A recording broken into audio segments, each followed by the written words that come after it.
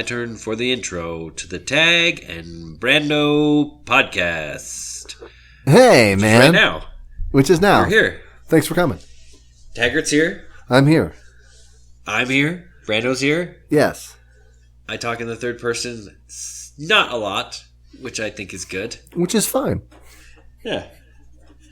And we are glad to be sharing the next little bit with you, because we're going to be sharing a couple of things that, we're really going to get personal. We're really going to get into it today. You ready? I guess so. Yeah.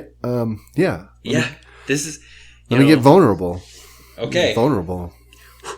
Okay. I just have to get in here a little bit. Yeah. So I was listening back to one of our podcasts, just as I was trying to create our database and stuff, right? Uh-huh. And it was for those loyal listeners, the question of the teleportation, where you can go anywhere and exchange matter for, volume for volume, right? Oh, that's a throwback, man. Yeah. Oh, it's such a good one. If you haven't heard that one, go listen to Teleporting Earworms, I believe is the title of it. I believe you're right. Yeah. And do you know what episode that is? I can pull it up here real quick, but essentially it is one of my favorites. But just talking about being vulnerable, is the premise means that you are in the buff when you are teleporting, and right. So yeah, it's basically so it's Teleporting Earworms, episode number 15. And nice. And I was just thinking about that when you said get vulnerable. It's just you would be really, really familiar with yourself in the nude. For sure. Especially if you had the sculptures and the whatevers. Anyway. For sure. So, Tech, how you doing? Man, I'm doing pretty good, all things considered. How about yourself? I am doing well. I mean, still haven't caught the COVID, which I'm very surprised at. Oh, really? Well, that's good. Yeah. So, I mean, people are getting it left, right, and center, yourself included. So, yeah. But you are back. You are in the good health now. So my health has been fine for a minute. Yes, sir. Good. So we're gonna bring in some question of the days. Ooh. Just one today. We'll bring in some triggered memories. Those will be multiple, I would assume, since we both we share some memories, but we still got some independent stuff for sure. And ultimately, we are gonna cap it off with what is the new, with a new thing each of us. So strap in and strap on your feed bag for the question of the day. Whoa, that's a phrase that people use sometimes. So, okay, Taggart, if you were gonna be, let's say, sponsored by a particular restaurant. Okay. Restaurant chain. Yes. Can we make this happen, please?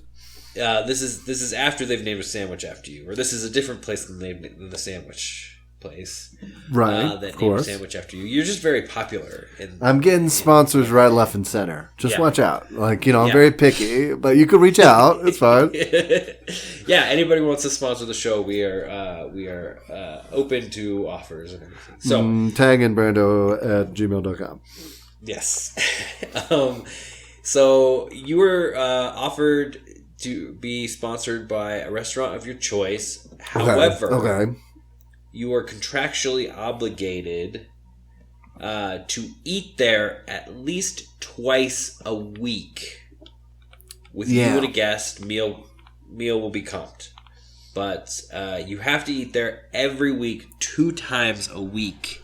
Okay. In order to retain this sponsorship. Okay. What restaurant do you want? Chipotle. To sponsor you?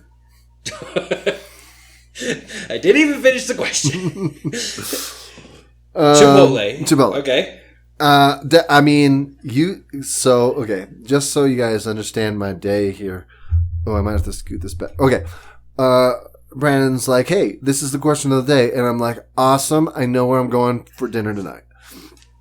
Because that's just one of those things that popped in my brain right away. And I was like, let's go get a burrito. Done and done. Okay. So I have experienced this to a fine, not a huge degree, but to somewhat of a degree.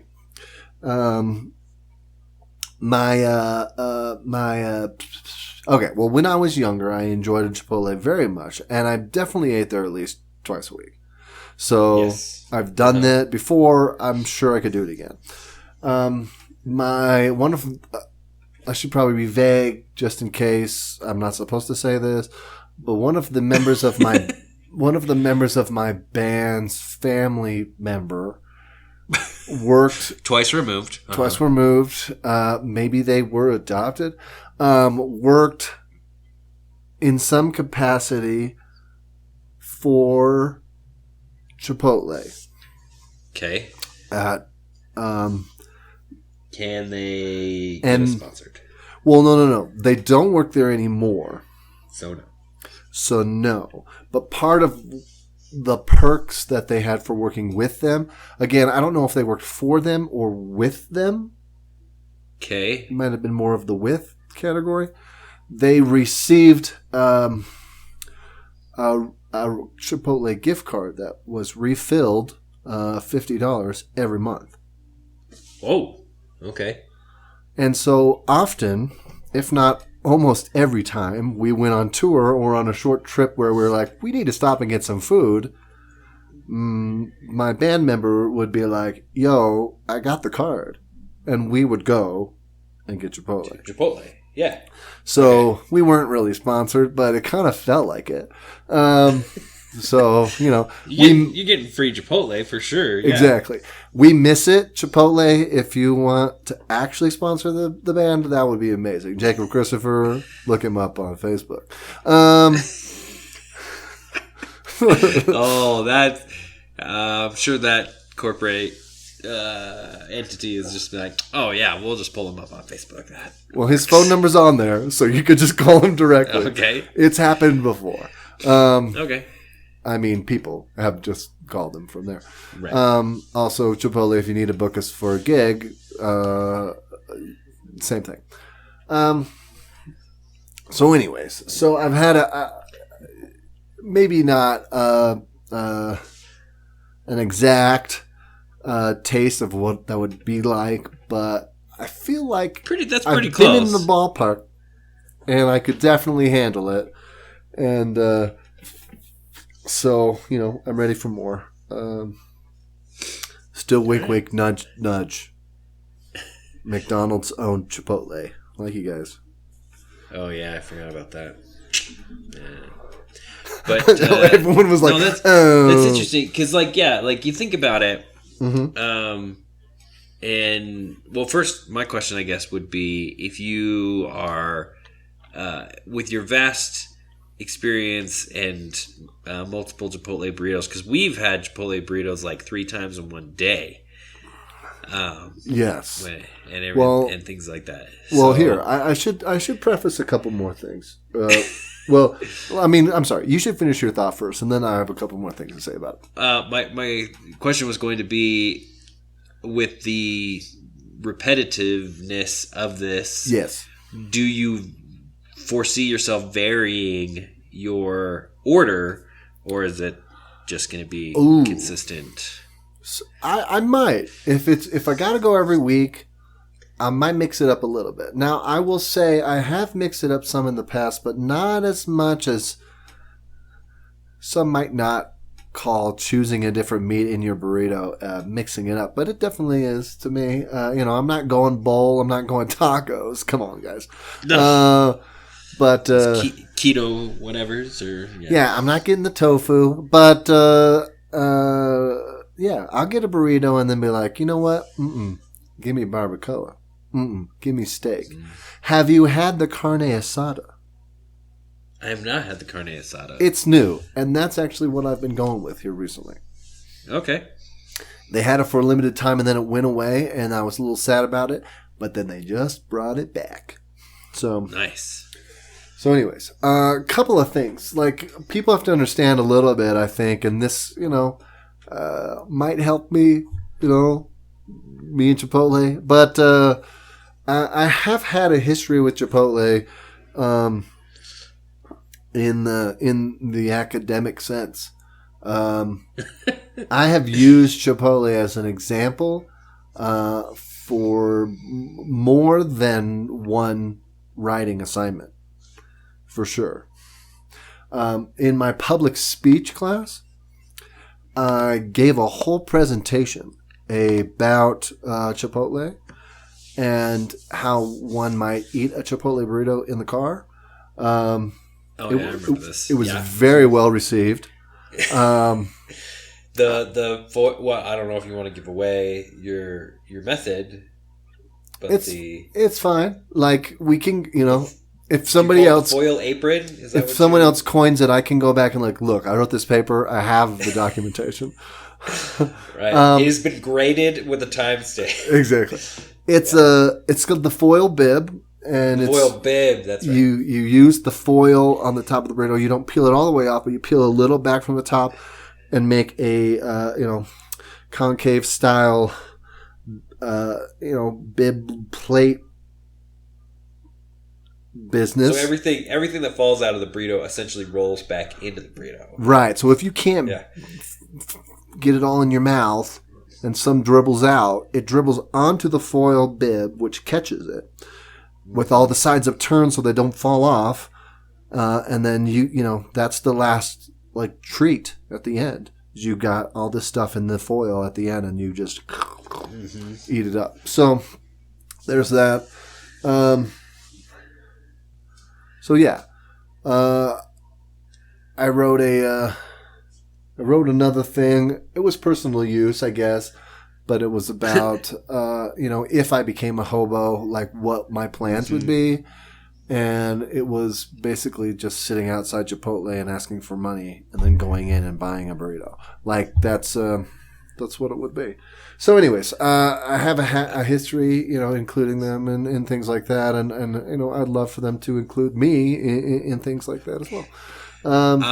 I think my favorite excerpt from that piece, if we want to call it that, is when you are talking about you're sitting there, you are begging for the exact amount, or not, you're begging for money to get the exact amount, and you state how much that would be to go in, and you say something to the effect of and I would go in, and even if the person that rose my total to the aforementioned sum is standing in front of me, I would then mention, gotta have fuel for my journey, black beans please.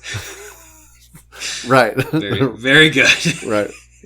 Very good. Thank you. I appreciate that you enjoy and see the value of my writing. I appreciate that very much. Yeah. So anyways, there's that. And of course, I am a person who has been able in the past to eat two Chipotle burritos in one sitting. Yes. So that's got to earn me some kind of recognition. Yeah. Not as much as our friend who ate 3 in one sitting, which I do not recommend. I really don't recommend 2. Because you're going to be sitting for a while after that. You're not getting up to do much. I'm pretty sure, and I don't think he was being facetious, that he didn't eat anything for the next 2 days after that. Because we... there was a time when Chipotle offered a free burrito to anybody who would bring in a canned good for their canned food drive. Right. I think they still do that when they do the drive. Right. I believe. And so we went very early when they opened up at 10 or whatever, and deposited our cans and got our free burrito, and then we promptly drove to the next closest location and delivered more cans for more burritos, and then drove across town for a last burrito. Right. and everything. I think we only hit up 3. I think there was like 4 locations maybe, but it was kind of like we either are going to this one or this one. We can't like go to Bull because they're like and it's just like opposite directions. That's just a waste of food at that point because you're not eating 4 burritos in a day, and if you do, you're gonna get your stomach pumped like something bad. You had a burrito shipped to you distantly. Right. Now this is also interesting. Chipotle, I sure hope you're listening. So while I was away for my mission, where there was no such thing as a Chipotle burrito in Virginia/West Virginia, my mother, who knew of my love for Chipotle, spent the $80 that it would take to overnight a freezer full of Chipotle burrito / condiments, so that I could make a burrito and eat it for myself for my birthday while I was gone. So, yeah. I mean, some questions you post, Brandon, are tough, but this one was easy. It was an easy question. All right, there you go. So, anyways, I'm sure there's more Chipotle anecdotes I could get into. I'll think of some, and if I'll just interrupt you later if I have anything good. Okay. But what about you? What would you do? Who would you go with? What could you eat twice a week? And you're allowed to have the same answer as me, Chipotle. But if you don't, that's fine too. So yeah, I would definitely think Chipotle would be an easy one because they have. I mean, their food is delicious. Yes, sir. And since it is kind of more of I would say a lunch portion. I mean, the burritos are not small, but like... Right. But if you want it to be dinner, you get chips and you get salsa, and then you fill it out, and you're fine for a while. Right, but I mean, yeah. But the first place that came to mind for me would be this place, this Brazilian grill, Rodizio's. Oh, dude, you'd go with Rodizio's. Well, and the thing about Rodizio's is it's all you can eat, and it's very, very a lot every time. You go there and you get the meat sweats. If you're not leaving with the meat sweats... You did it wrong. What did you spend that money for? You did it wrong. So, what are you doing? Filling up on grilled pineapple? Come on, man. Yeah. Oh, but you should. And you should. You could fill up with on grain pineapple. Either one. Grilled pineapple. I've heard it both ways. If you're not familiar with Rodizio's, it's basically one of those Brazilian style grills where they. It's all you can eat, where they bring the meat out on skewers and they just cut off chunks of it or give you, a couple of bits of it, whatever you want. Right. And then when you're, stuffed, you just, pay your tab and get out of there. But they also bring grilled pineapple that has like brown sugar, so it's like nice and caramelized and super sweet and delicious and an amazing palate cleanser and all that kind of different stuff. One of the reasons I would choose them is they have the salad bar, so it's not like I'm stuck eating just straight meat all the time, and everything. And if it's free, you wouldn't necessarily have to feel obligated, especially if you're eating there twice a week, to like gorge yourself with the meat. Exactly, because that's the thing is like you eat and you eat and you eat and you eat, and then you feel like, oh my gosh, I'm so full.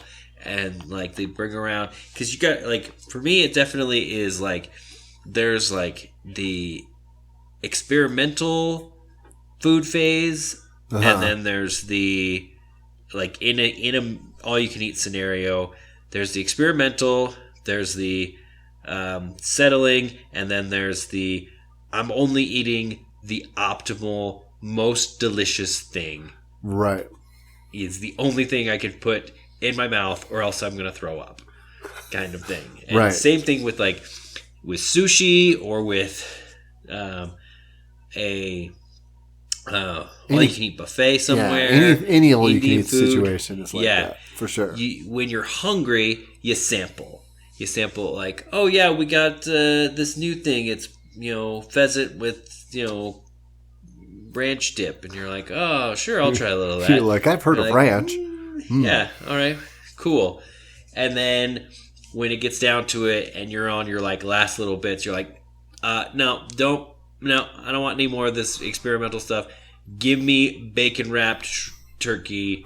That's it. Right. That's the only thing I want. I will take 6 of them, but that's all I want. For me, it's like that's like the Golden Corral. That's like the whatever your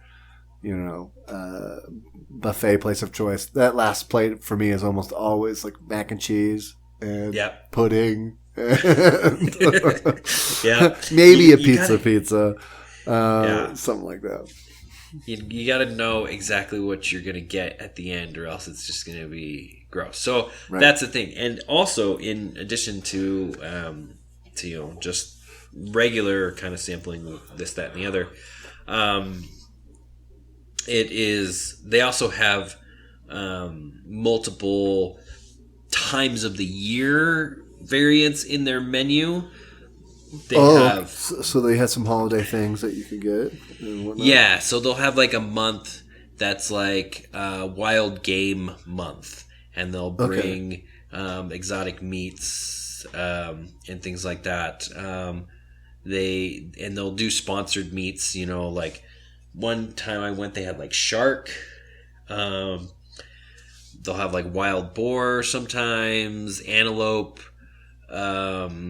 And then they even have like a straight just bacon month. That's just everything wrapped in bacon and things like that. And so you can get bacon wrapped steak and all this different things like that. And so I think there's a lot, just in that, you can kind of get some variation depending on the time of year. You can kind of just go and be like, yeah, like we're going to do only like the 2 fish things that they have today, or we're gonna do, just salad bar today, or we're gonna do plus the cheese bread, man. Oh yeah, like you don't want to fill up on cheese bread, but you do. It's so good. So, dude, I think I might have a confession to make. I don't think I've ever ate at Rodizio's. Have you eaten at Tucano's? Probably. I think I have been to Tucano's once, and like I was supposed to meet some people there, and I don't know what happened. And I got there late, so like I didn't get the whole meal. I got like the tail end. So I remember the pineapple and some other things, but like I didn't leave really even full because everyone was basically done. And we were going to do something else afterwards. So it was like I can't just hang out and finish my meal. But no, I don't think I've actually been to Rodizio's. But it sounds great, and if they sponsor us, I'm definitely going twice a week. Yeah. I mean, yeah, if we get sponsored one and then the other, we can just go with each other. Absolutely. I'm in. Yeah. That totally works. So yeah, you want somewhere with like, a little variation, or just something that you like. I mean, like, that's the thing is, I'm going to say people are like, nowadays, like, oh man, like, I don't know, like, I think I get so sick of it. And you're like, some people grow up in a house where like their mom makes spaghetti like every other day, every Friday. Yeah. Right. Like it's like Taco Tuesday, like spaghetti Thursday, like they have a set menu. No, seriously. And that's all you get. Like pizza time. Sometimes, how many people have like, this is pizza night. Like I'm going home for pizza night. Like, that was a thing. And maybe it doesn't happen as much, but like in our generation, dude, like that was pretty common. Like, oh no, today's pasta night. Like I'm going home to have whatever pasta we're having. Like I said, even with Chipotle, right? If you have a Chipotle near you, like your work or whatever, you're going there probably twice a week for lunch. And if you're not, even if you're bringing your lunch to work or to school or whatever, like chances are you're eating the same bologna sandwich or PB&J multiple times a week. It's the same thing. Exactly. It's the same thing. Like if you don't make a ton of different stuff for yourself, bagging it. Yeah. It's the same thing as if you go and get something like that the same every week. It's doable and people do it. And, yes, you eat more often. Eating is a luxury that we enjoy, eating different things and things we like and whatever. But at least we forget that eating is for survival. And if it comes down to it, you'll eat whatever you can get. If the situation is severe enough. So, anyone seen 148 hours? Like, there you go. Is that what it's 148 called? That's not right. What is it? What is it? What's the number? That is Richard Dreyfuss and Rosie O'Donnell meet back up with Emilio Estevez for the longest sequel. What is it? What is that? It's 127 hours. 127. I just added, 41 or 21 hours on top of that. Oh, I'm thinking of another stakeout. Not 48 hours. That's Eddie Murphy, isn't it? I don't know. Yeah. Oh, wow. That's bad. Like 48 hours and another 48 hours. Yeah. Dude, we got our pop culture references down. Yeah. You guys didn't even know. Know. Eddie Murphy and Nick Nolte are in 148. Or not in another. They're in 48 hours 48 and another 48 hours. Gotcha. Oh, yeah. That's pretty funny. Sorry. Anyways.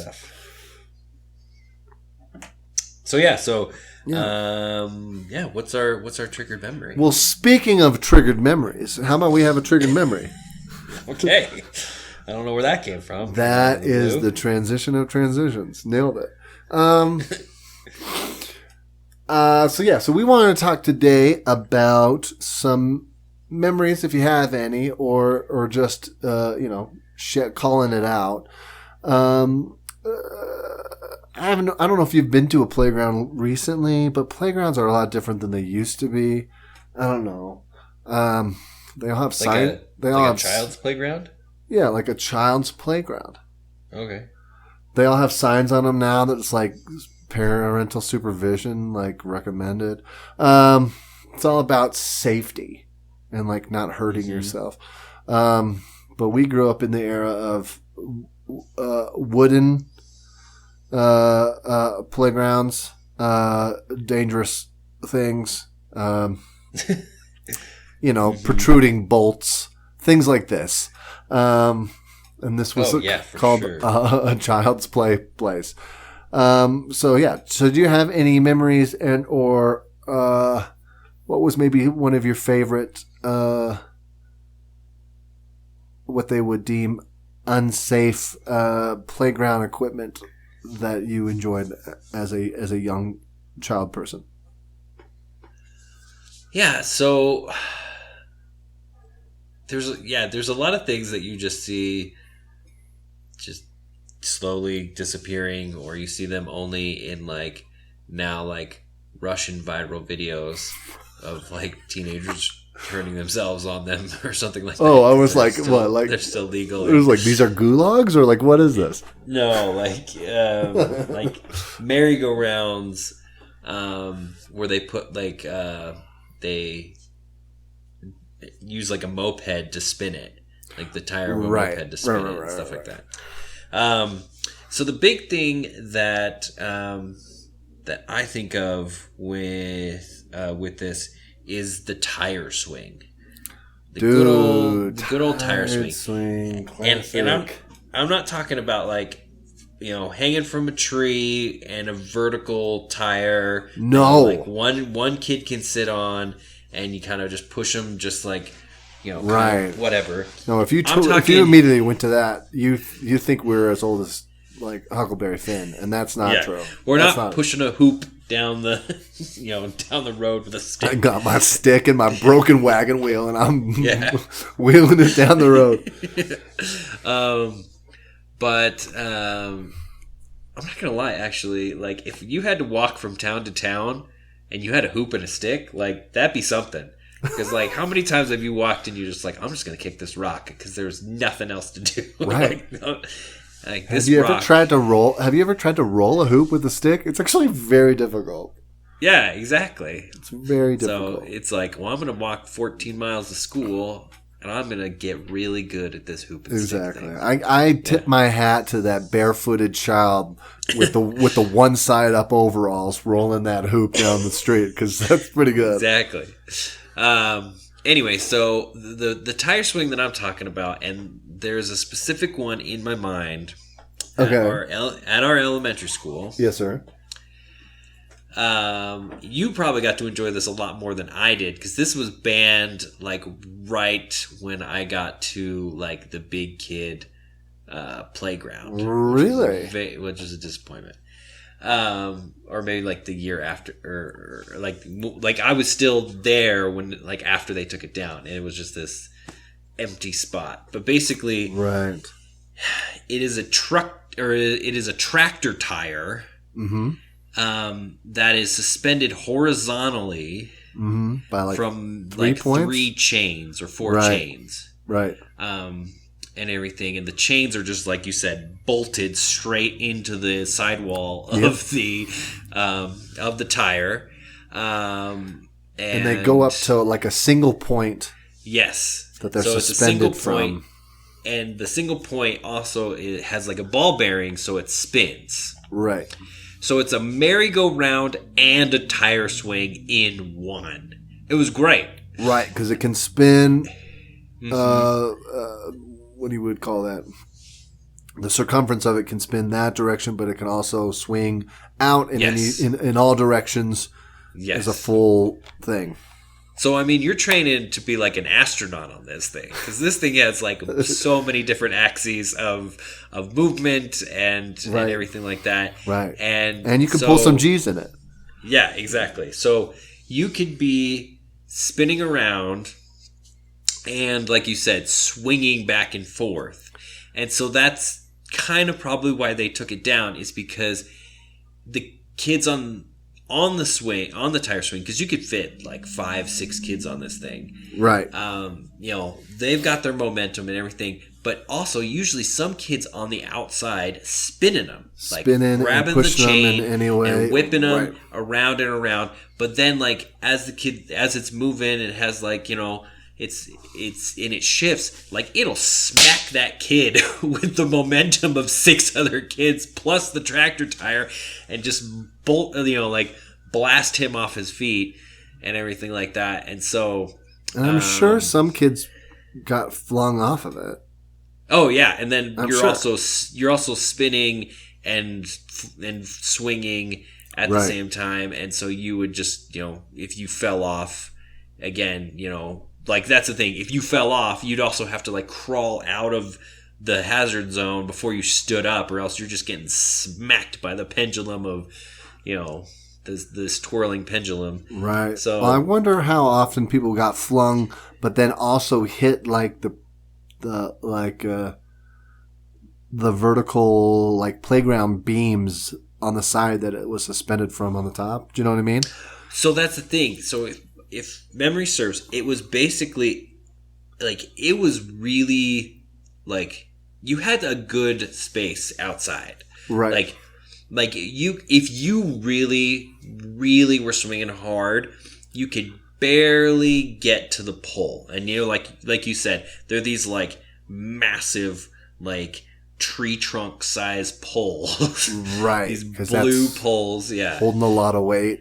Yeah, going exactly. in all different directions. Yeah. Mm-hmm. And so, so I don't remember exactly getting like enough of an angle to actually like hit the pole. Not on the swing, right? But if you got flung at the right moment, you could run into it, I'm sure. Mm-hmm. Yeah, exactly. And so that's definitely the one that I remember the most is that tire swing. And then probably the reason I remember it the most is because, like you said, it was a branch off of the main playground with all the like platforms and slides and stuff. Yeah, and so then it just became a big gap. Like it was just and you can see the thing at the top that held like the ball bearings and stuff like that, and it just sat there empty for years, and it was sad. Yeah, so it was like on the other side of where the swings were of that playground set. Is that right? Yes. Am I remembering it right? Yeah.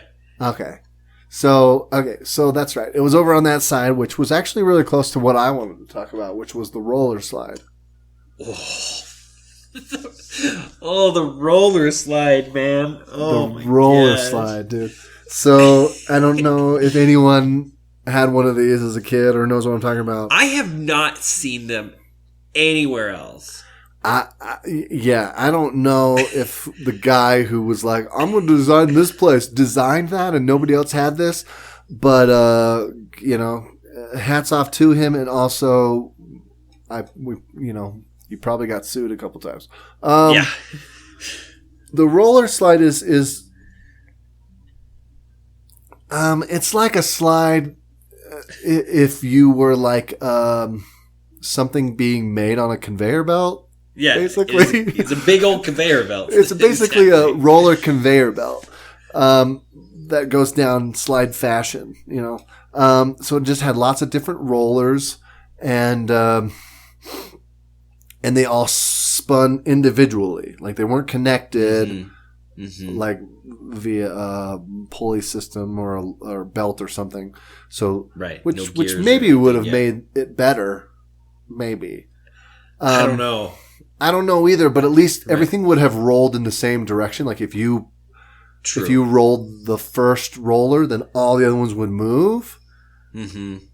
Because the thing is, if one goes one way and one goes the other way, and your finger goes in, like it's going to pinch your finger in between the two rollers because they're going opposite of each other, right? Or inwards, I guess, because it could go either way. But so this was great, super fun. I definitely hurt myself on it many times. My favorite thing to do on it was to try to stand on your feet and surf down, and that almost always ended in getting hurt. Well, the craziest thing about this, is it was wide. It was very wide. Oh, that's a good point. Like whoever designed this is like, well, these rollers cost a lot of money to have individual builds, with ball bearings and everything on either side. So we can, but the length, the width of it, it's just cents on the dollar to expand, to get a longer roller than this. Like the money's in the end caps of each of these. So we can make this fit 4 kids. Right, and that's an important detail. You're right. So it was probably 3 or 4 kids wide that you could go down all at the same time, and no separation, just one continuous width surface down, and and to picture it like it went down at an angle, whatever, and then it leveled out a little bit at the end. Mm-hmm. So kind of real slide fashion. The end would always get rocks in it. Oh yeah, kids thought it was fun. This is before wood chips, before synthetic, what have yous. Also, this very is good straight point. up just gravel. Yeah, it's just falling onto gravel. It's just little rocks everywhere. Exactly. So people thought it's fun to throw rocks on it and just see them bounce off the things or whatever. But then they'd get stuck in it. So more often than not, you'd get to the bottom of the slide where it starts to, it has that little level out section, and those wouldn't roll at all. Because they had rocks wedged in them at the bottom. And so you'd kind of just stop there or kind of have an awkward dismount. Mm-hmm. So you could get your fingers, of course, wedged in them in between, but also kind of at the ends. The ends were dangerous. Mm-hmm. Your clothes could get stuck in there. There's lots of ways that someone could, long hair. Yeah. let me ask you this: did you ever do the running game on it? Yes. So most slides, have that little bar at the top, or they used to at least have a bar that you could grab and then kind of throw yourself down the slide. Like it's like half a safety measure, half not, because it's like, oh well, kids, because the bar is only like 2 feet or something off the top of the slide. Right. You can't like run and like, slide down. Right. So it's like a safety measure at the same time as lots of things. You grab it and you pull yourself. Yeah. And slide So you're right. But sorry about that. I knocked my phone over like a goofus. Absolutely. So there was that, but it also was just like, because it's there, you could fling yourself down. So it kind of worked and kind of didn't. With the roller slide, though, instead of using it to slide yourself down, which you still did, the fun thing to do was to crawl onto the other side of the bar where the slide starts and turn around. So you're holding onto the bar, standing up on the roller slide. Facing, up the slide. Yeah. Yeah, facing where, the playground set. The platform. And then you would run on it like you're on a treadmill or something and try to make it go real fast. And you'd have 3 people or 4 people up there doing it at the same time. And whenever who slipped and slid down the slide on their face first lost, Right, because you're trying to outrun the other people so that the rollers go faster than their feet are taking them, and so then they slip and hopefully not smack their face on the bar. Right, and hopefully their shoe's not untied or it's getting tangled in there and they're losing their shoe. Yeah, I could see why they took this away. Because I mean, there was plenty of time spent on the playground where, like you said, saboteurs would freaking just dump a bunch of gravel in there and ruin everybody's fun until like somebody took like their whole recess to like sit there with like a pencil and like poke out the rocks and everything. Right. And we learned that you got to like start at the bottom, because the bottom one, if you spin it the right way, it'll help pop the rocks out. Right. So then you can like fish them out with a pencil. Right. And then that would free up the next one that you could kind of spin that same way to like pop them out and everything. But it would take, forever. And then by the time you're done, recess is over and you're just like, or even got like made a dent. It was very disappointing. And that whole time people are sliding down the slide. So you're like doing it in between people sliding down. Yeah. Because if the rollers, even if the rollers worked, but especially when they didn't, it was just a bumpy slide. It's just like riding down a washboard. And so, yeah. No, but that's good memory. Like, that's yes to all that. Like, I definitely spent a recess at some point doing that for sure. Yeah. Because the adults weren't doing it. They weren't cleaning that up. Oh, no. Yeah. The hall monitors, they were volunteers at best. Like, they're not cleaning that out. Yeah. Oh man. Yeah, so those are definitely the two of that particular playground that I could not see anywhere else. It's just like a roller slide. Because I think if the roller slide was a 1-person slide, it'd be like, oh yeah, this is great. But the fact that you have multiple kids that are potentially going different speeds, some people are like on their feet, like you said, trying to coast down. But then, like, if you're on your feet and you don't realize that this 18th roller doesn't spin because it's got roll, rocks jabbed in it. Right. You just like... Right.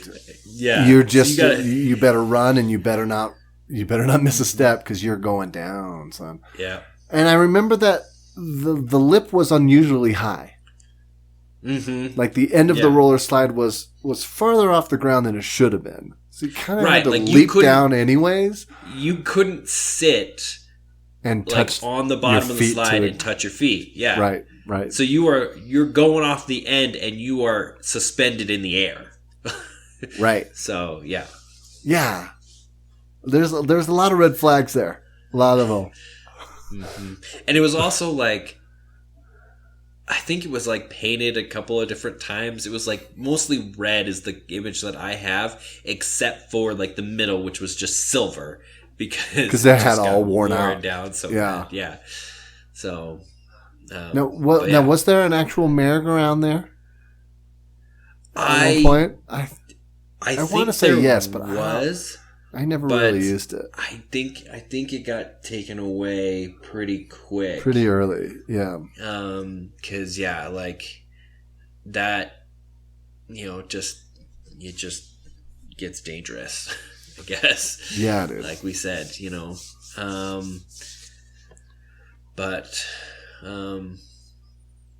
yeah, that was good stuff. I mean, there's chance on any playground equipment. I mean, on the kindergarten side, the kindergartners have their own play set, so that or their own playground and everything. I would just climb to the highest point that I could and just jump off. Like, there's not really like, I mean, you could make safety as much as you want, but like, I mean, like kids are going to find an unsafe way to play on it. Yeah, for sure. Or teenagers or 20-year-olds are going to be running, playing like tag in the dark and freaking jack their shin on some kind of balance beam or something. I have no idea what you're talking about. Yeah. So did we talk rods and cones? Have we talked rods and cones on this podcast? We should. I think so. Have we mentioned it? I think that story's come up. I think you might be right. Yeah. Oh, but I got bad rods, right? Rods. I got bad rods. Yes, cones are color. C for color. Yeah. Easy. But yeah, definitely. And that's the thing. You got to think somebody like sat down and they're like, okay, we're gonna design this. This playground's gonna be awesome. It's gonna be all custom. Da da da da da. It's gonna be this big and this long and da da da da. And then it's just like, oh man, we're gonna have to pull out like 4 of these things because they are deadly. Or like the other thing, like, because the roller slide also was kind of nice because since it always, not every part of it was in direct sunlight, because they had a slide on the other side of that thing that was just straight sheet metal, and it was just blistering hot, right, in the sun. If that ever it was painted, frigidly it was, cold in the winter. Yeah. Towards the end of my elementary school times, I didn't even play on any of the playgrounds. We were strict dodgeball boys. A little Foursquare. Or excuse me, did I say dodgeball? I meant you did Foursquare. say dodgeball. You know what I meant, and you corrected me. I appreciate that very much. We were straight. I almost did it again. Foursquare boys, and all underhand because that's how the hardcore Foursquares do it. Oh man, I gave myself an eating disorder trying to get down to the tetherball pole as early as possible. Oh yeah, dude, I gave up on tetherball way early. Yeah, because then you got to make the rules and stuff, and so to this day, if I eat too quickly, I get the hiccups. But yeah, man, I would wolf down those chicken nuggets and be down there and gotta claim your spot. Dude, I remember early in my playground career, spending way too many recesses wasted waiting in line to play a tetherball round that I got out in like 2 seconds on. Yeah. Because the guy, I mean, come on. It was always one guy who got there early or whatever, or played on his free time. I don't even know. So that he was so good, he'd get up there and he would just 2 seconds. You're out. See ya. Well, that's the thing. I mean, it's a racket for sure because, like, if you get there first, you get to make up. You get a serve first off. Absolutely. And you get to make up the rules. And so and the rules go both ways. You can't make up a stupid rule that's like, I can do this and you can't, kind of a thing. Right. But if you allowed bottle cap serves, which is you grab the top of, like, because just right around the rope on the top of the ball. Standard rule. Yeah, I don't know the standard rules for tetherball. I would imagine it's something like volleyball, considering that's what it's shaped. It's designed like. I'm pretty sure you can't throw it like that to serve it. You have to hit it. Yeah, but yeah. So like normally, I think you have to like you chuck it in the air and then you hit it like you're serving a volleyball. I'm assuming, like, nobody ever comes down to explain this to a bunch of kids. They just say, here's a ball attached to a rope. Find some way to play with this without strangling yourselves. So bottle cap serves is when you can grab the top of the ball right by the rope, right near the rope, and you get this nice like shot put or like discus style throw. Discus whip-like throw. Yeah. And you can whip it, and if you're good enough, you can do it at an angle upwards so that it's literally over the kid's head on the other side. Right. And she jumps as high as she can and cannot touch it at all. And so her only option is to stand right on her line, because you have to draw the dividing line in the gravel and everything. And as it comes down on its trajectory, because basically if you get that angle, it goes up on that side and down on your side, so you can just hit it and hit it and hit it, and boom, bam, you're good.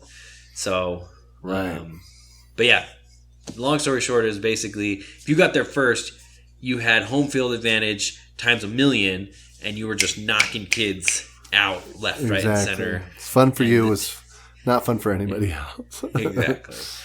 So, yeah, and so all those different things, like even with Foursquare, same kind of thing. You could be like, oh, well, you can bobble or no bobbles or no cherry bombs or no, like, like you said, all underhand, like, all that kind of stuff. Like, yeah. Man, right. Foursquare. I mean, it's interesting, those games that are made or designed to where like it's not a match and then you like restart. It's like, nope, I'm the winner, I get to stay. Right. Like Foursquare is just literally you're like the king, queen, jack, and whatever of and just rotate out. Right. So there is legitimately a competitive Foursquare league. Okay. I think it's called don't quote me. I don't know what it's called.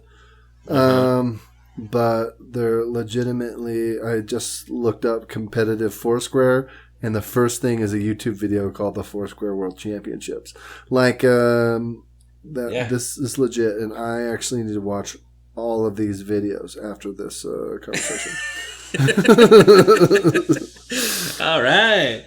I just need to know what the rules are. Like, what are the basic, okay, obviously to have a world championship, they have to lay down like the basic rules.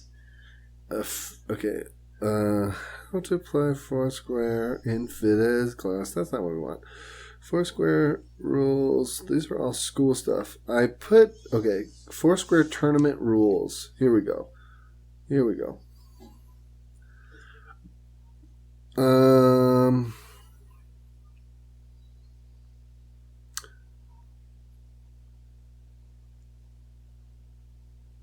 Okay, this seems good at first, but I'm not sure that's what we want. We could do a follow-up. I might have to. I thought it would be quick, but it is not. giving me a good thing. It is not quick. I put a competitive Foursquare rules, and it's not even like coming up with like the Foursquare competitive Foursquare. Well, maybe it's this, but anyways, I'll have to look at it later. But it's a thing. Right. It's a real thing, and it's a thing, and it's a real thing. Good. And yeah.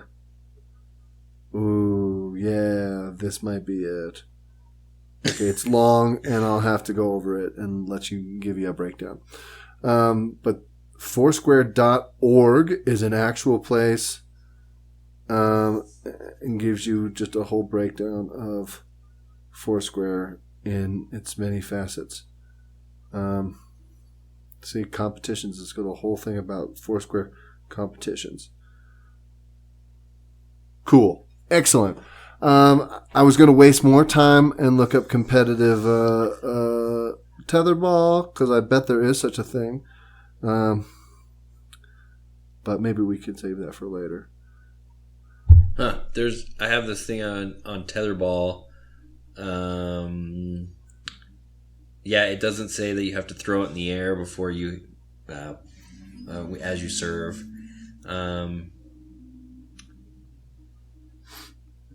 Hitting the ball fouls out if you hit the ball with any part of your body besides your hands or forearms, which is not true. That is, you can make a rule that's just heads. We did that, where you just have to hit it with your head. Yeah. Stop being continuous play by holding, catching, or blocking the ball directly in front of the opposer with his hands. Touching the pole with any part of your body, really. Okay, Ooh. So you can't grab the pole to try to jump higher. Hitting the rope with your forearms. We also included rope serves and you can add in if roping was a thing. So you could, because if you catch it by the rope, right. Obviously, it burns first off, but it's sometimes easier than just hitting the ball. And so sometimes you could say that's a rule or not. Stepping on your opponent's court. That was another rule we played with too. Sometimes we wouldn't draw the line. And so you could go anywhere you wanted. Oh. Yeah. Double hitting in your court area and then throwing the ball. What does that mean? Throwing pulling the ball off the rope and chucking it in. I've had it with this game. Remember? Yeah. That's awesome. That's very cool. Yeah. It's a good conversation. I think we spent a lot of time on that more than I thought we would. But there was a lot to talk about. A lot of things that needed to be said. And I think we left some things open-ended that we might have to circle back to later. Right. Let's do some new, though. Let's do some new. All right. What is the new with you? The new with me. Well, you asked me immediately. It left my brain. I had something before. I had a couple of things.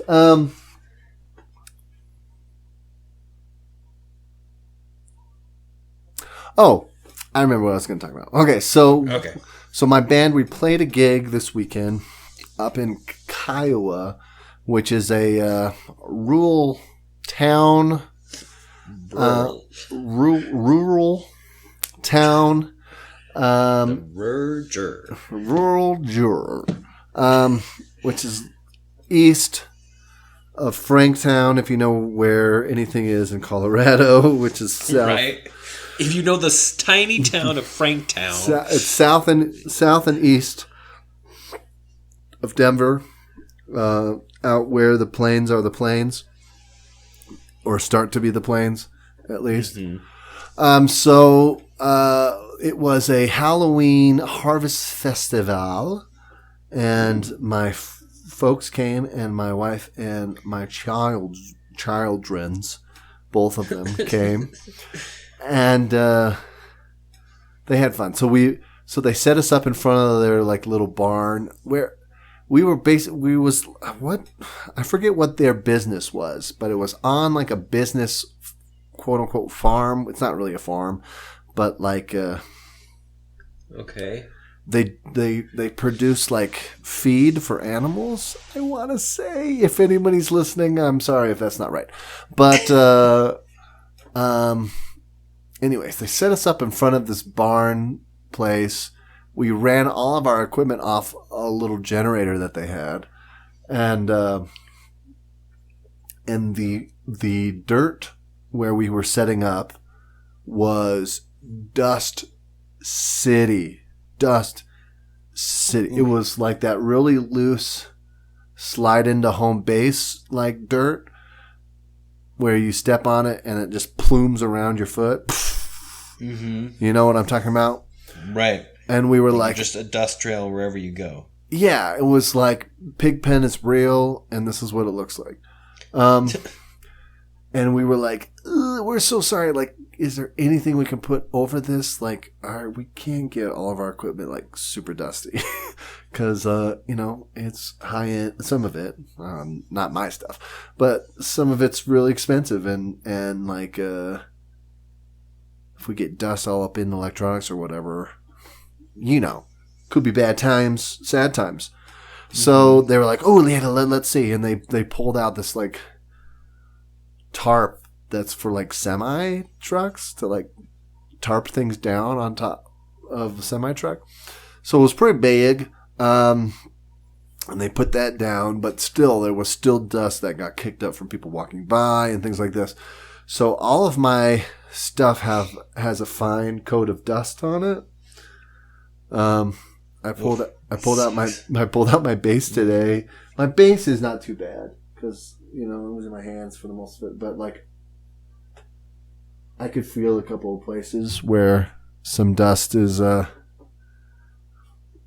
still kind of on it. But my case is like two clicks lighter black color because it's just covered in fine dust. I pulled out my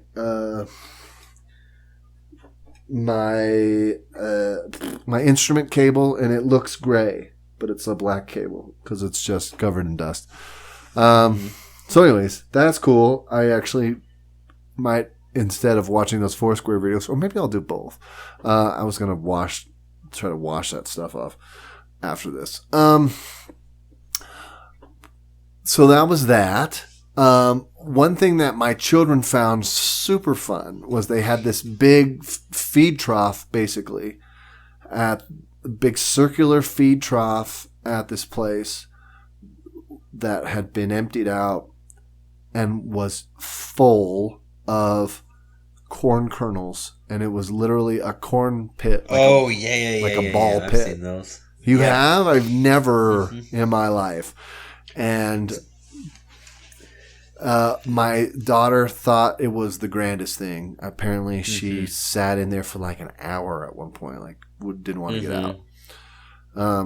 I have subsequently found corn kernels around my house that had fallen out of pant pockets and such. Yep. Somehow got transported from there to here.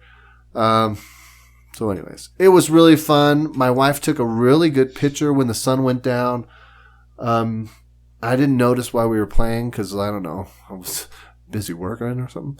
But apparently at one point, and it looks like this on the picture. The picture is like really good. You know how you see a sunset and you're like, that's awesome. You take a picture of it and you're like, that's lackluster. Yes. This one is legit. And she's like, at one point, I looked up at the sky and all of a sudden it was on fire. Like, it was like a sea of clouds. One of the boys there, she said, look, the ocean's in the sky and it's on fire. Like it was, the clouds were kind of this rolly kind of water looking thing. And the whole thing looked like it was like in flames. I'll have to send you the picture. Maybe that'll be my picture for the new this week. There you go. It was cool. It was really cool.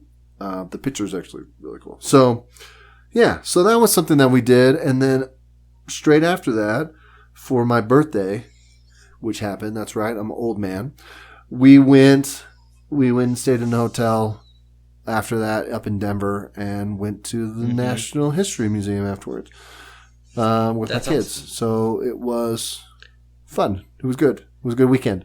So that's Oh yeah, sorry. So definitely with the corn corn pen, whatever you want to call that thing. Corn pit. Thank you.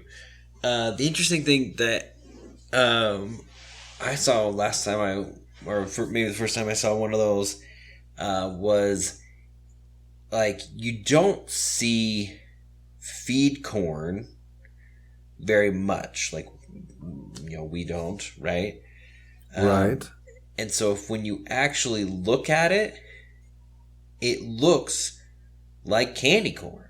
Right. It has 3 distinct color bands on it. And so that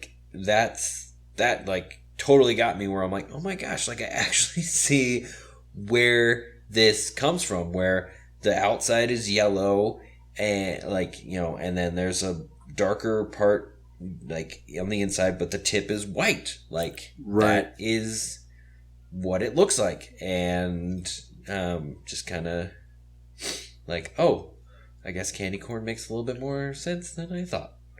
So yeah, for sure. Yeah, because I mean, like if you're used to a regular, even just popcorn kernel, you're just like, this is not what corn looks like. But yeah, that's what feed corn looks like. It's got those 3 bands of color and everything, and so yeah, interesting. So my new for this week is we watched somebody on our Voodoo account purchased all 3 of the Bill and Ted movies. Someone on our account. We won't specify. Oh no, sorry, I don't own this Voodoo account. We are scamming off of in-laws and such. So someone else did buy it. That's excellent. Yes. So yeah, it's definitely not ours. So they bought it and everything. And so we're like, oh sweet, we should watch all of them, and everything like that. So Bill and Ted's Excellent Adventure. Yes. I have watched. Okay, so sorry. So I watched the first one and the newest one recently. I haven't seen the second one in a very long time. But sorry, go. That's probably good because I remember it being bogus. Yes. Wah, wah. So Bill and Ted's Excellent Adventure is aptly named because it is a great film. It is terrible and stupid and teenage boy, but all super over. Fun. Yeah, it's super fun though, and everything like that. And I watched it a million times as a preteen, and it was part of my vernacular. For sure. And Spanky and I used to go to the mall and ask people like if they knew when the Mongols ruled China and stuff like that. And we would go get our sugar drink at the Circle K and all this kind of different stuff. Anyway, yeah. Trouble is afoot at the Circle K. So we had a lot of personality things from Bill and Ted's Excellent Adventure. Mm-hmm. Bill and Ted's Bogus Journey is ridiculous. It is so bad. Yes. It is terrible. It is long. It is boring. It is like nothing makes... Anyway. Doesn't make a lot of sense. They die at some point, right? Yes. They're pushed off a cliff, man. Again, I haven't seen it in a while, but I'm like, they died. They had the robots that were trying to kill him. And did they succeed? I don't even remember. Is that how they died? I don't even remember. The robots pushed... I mean, spoiler alerts for this. If you haven't seen it. Sorry, we could talk offline. Yeah. Anyway, it's just bad. They have to play death, in multiple games and everything like that. And it just drags forever. Like, they gathered all these people from history, but they got this, nice cadence where it's, literally like, oh man, we're gonna have an adventure here. Oh man, we're gonna have a little mini adventure here. Oh, this one's gonna almost get us killed. Okay, now we're back. Right. And then it's like, you know what? We're gonna get Genghis Khan with the Twinkie, Sigmund Freud. We're gonna get him with a lasso. Joan of Arc. Boom, boom, boom, boom. Montage. We're just grabbing. We are literally just grabbing Lincoln straight out of the Oval Office. No explanation needed. Right. Whereas Bogus Journey is just a slog and a half going through all these weird dimensions and stuff, building weird robots and all this kind of different stuff. Right. And so then we watched the new one, Face the Music, and I hope they had fun. Ouch. I mean, the fact that they got to play so many different caricatures of themselves and stuff like that, it seemed like it would be a lot of fun in that respect, know. But it just seemed like a movie that's been sitting on the shelf for almost 3 decades. You would think that they would have a more fleshed out plot. I don't know. It just seemed because the biggest thing on that movie, this isn't really a spoiler, is they're trying to write the song that unites the world, right? Right. And it's just well, we have to write this song, but it's got the Tenacious D-esque kind of thing that Tenacious D did so well. And I'm not talking about the Pick of Destiny. I'm just talking about straight up the tribute song where it's this is not the greatest song in the world.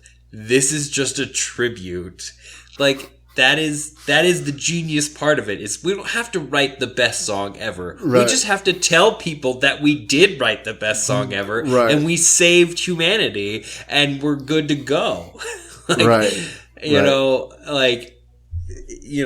and so that's the problem is they delayed this music so long in this movie that it's how are we going to come up with the best song ever?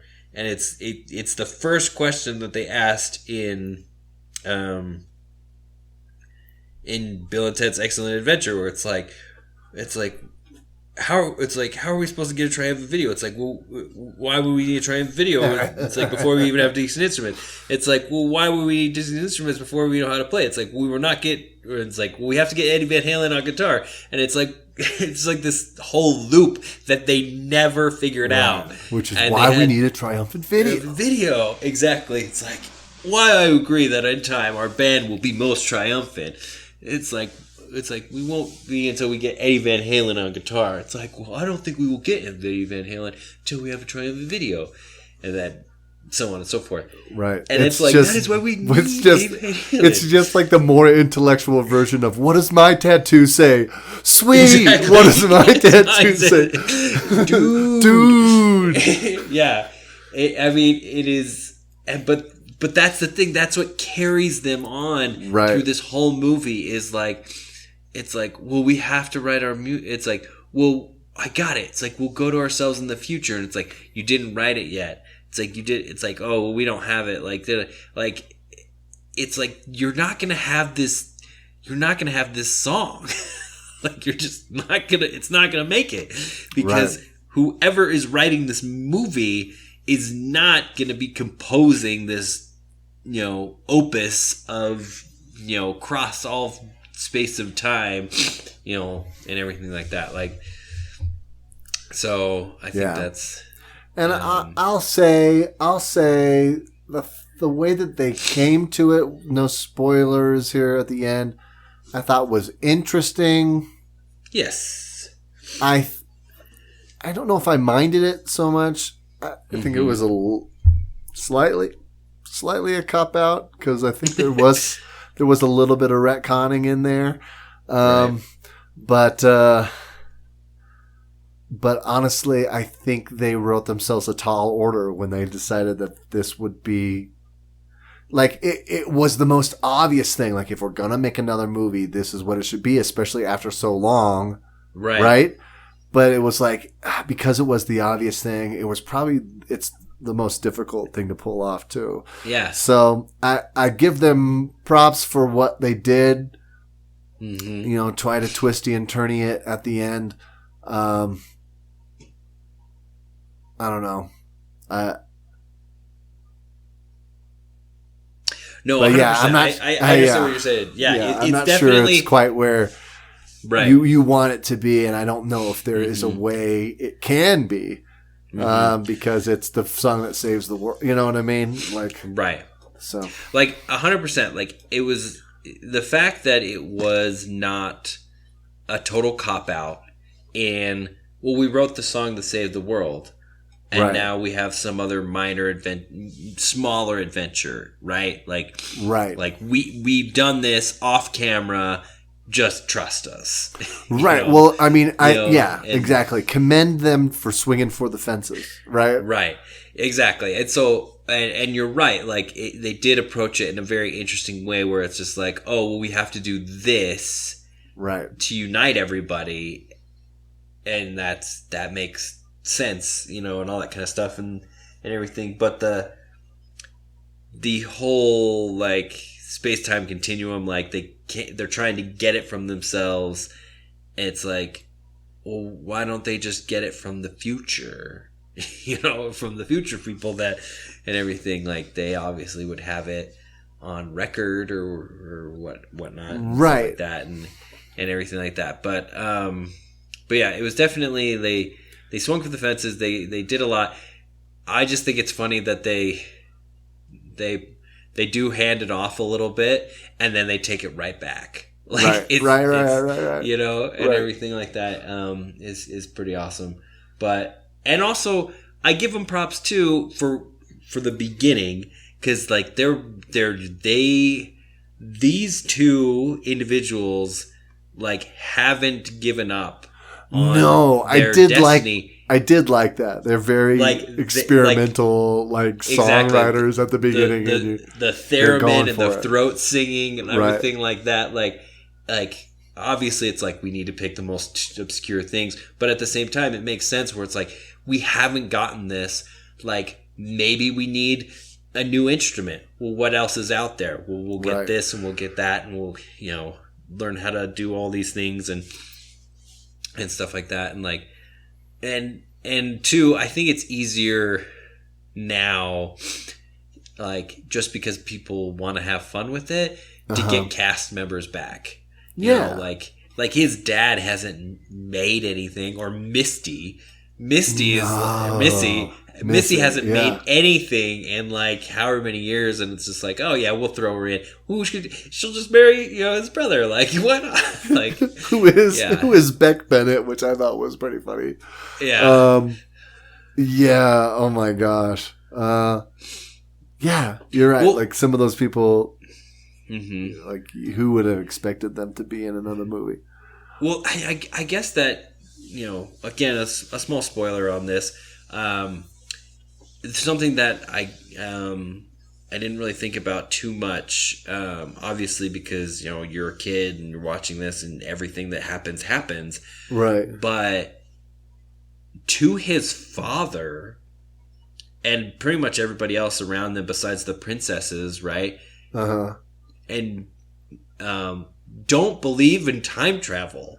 Right. So they don't believe that they had this excellent journey. They don't believe that they died and came back to life in the bogus journey. They don't believe that they have seen the future and have this destiny of like writing this like epic song and everything like that.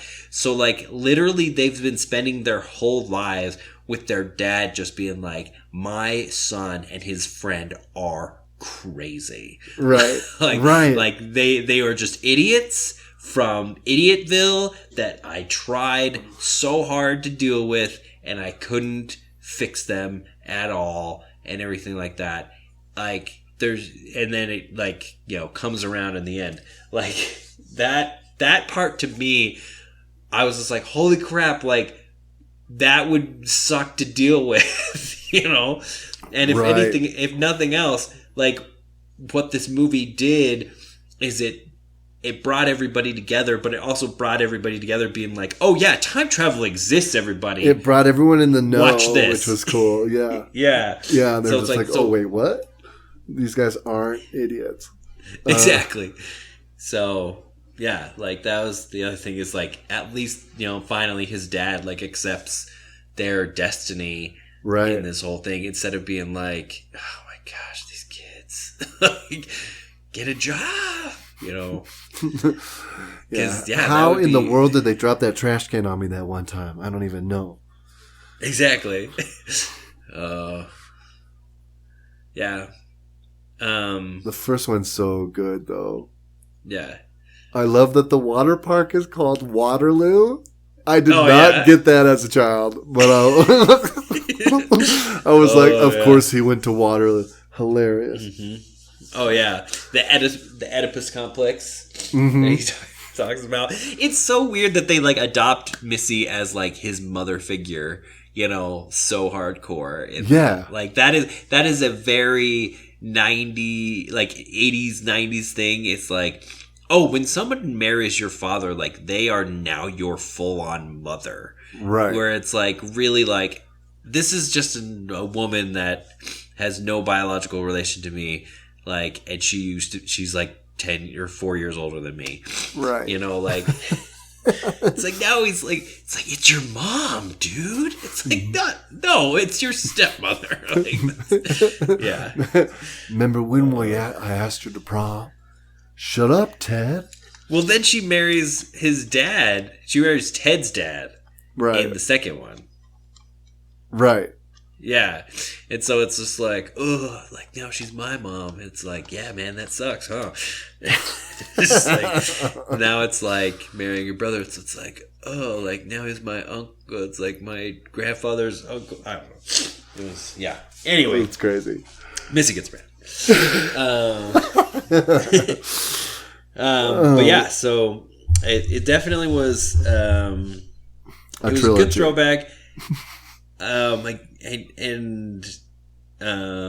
just want to know how many hours Ted's daughter spent watching Bill and Ted, because like just learning, she was acting like so hard, trying to be like, okay, I gotta be like, whoa. Oh, like, oh my gosh! Like I gotta fling my hair like every 45 seconds. Yeah, like Ted's. Like I gotta stand like this. And yeah. She was Keanu's like she was doing it 10 times more than Keanu Reeves was doing it. Yeah, for sure. He was like, I'm just playing it now. How I'm gonna play it. Yeah, it's funny because like to see him go back to that acting style, like that was probably really hard for him.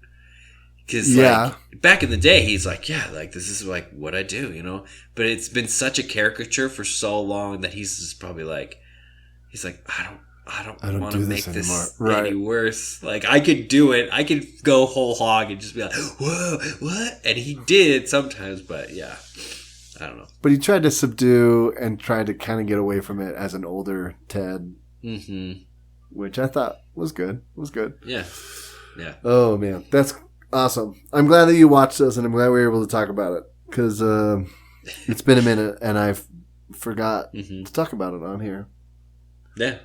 So no, it's good stuff. I mean, excellent. definitely fun. So that is our show for today. That's a long one. You guys enjoy. Yeah. We'll get you out of here in less than 90 minutes. So there you go. Keep it real. Questions for us, sponsorship offers, tag nbrando at gmail.com. Follow us on the Twitter and Instagram, and we will have more questions and memories for you. Absolutely. More discussion coming up. If there's anything that you guys think we should talk about, send it to us. Email it, Twitter, whatever. Tell us what's up. We'd love to talk about it, have a conversation.